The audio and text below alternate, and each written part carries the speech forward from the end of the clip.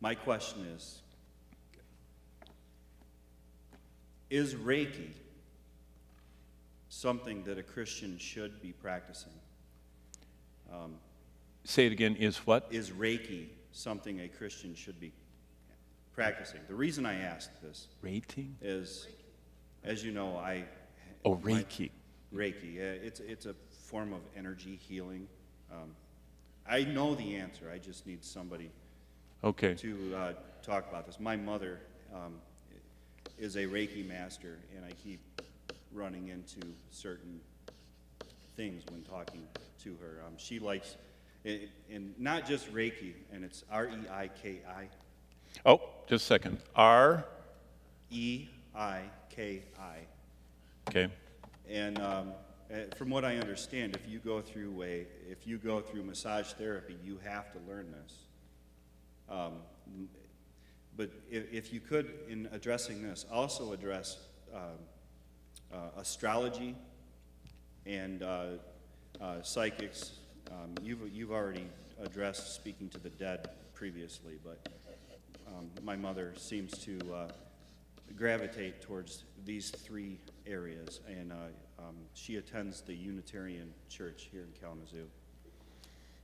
Thanks, Doug. Okay, what Doug asked about is Reiki, and he said that was the energy healing thing, energy healing. And then he added to that astrology and psychics. Now, astrology is covered in the Bible, especially, in other places. Jeremiah talks about it. If you read the doom of Nineveh in Nahum, one of the reasons God destroyed Nineveh, Nahum said, was because they were astrologists, and they did all those things. And then psychics.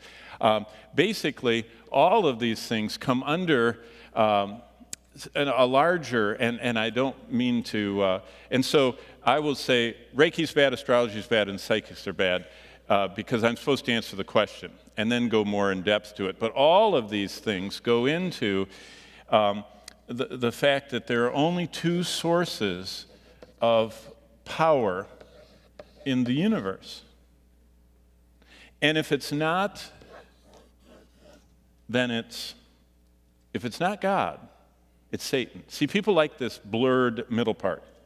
That means all of our current comic book figures that people love to watch, God does not give those powers, to do all those things. So we're looking at paranormal, supernatural. Now, does that mean that all of the Marvel, and I don't know the other name of the comic book, all of those things are satanic? Directly? No. Indirectly? You think about it.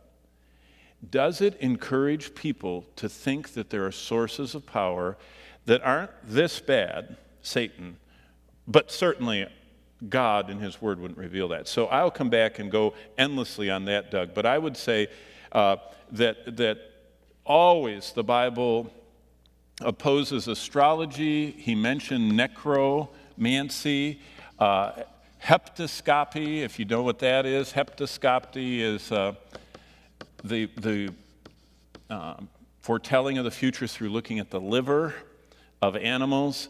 There are all kinds of forms of this, and by the way, the whole idea of the zodiac, I can come back and talk about, and even where that came from. Psychics, also fortune tellers, also those that do seances, all of those things are clearly in the Bible said to be of the realm of Satan. All of these, now Reiki, getting that energy within, which, I'm not any expert on Reiki, but all of these paranormal things, including all of the yoga deals, go back to Eastern religions. And Eastern religions are fountains of the occult. And it is this idea that goes right back to the Garden of Eden, and so, Genesis 3, we'll look at that. And I should take you through, I opened to Revelation 21. Back to the original question, we need to realize how much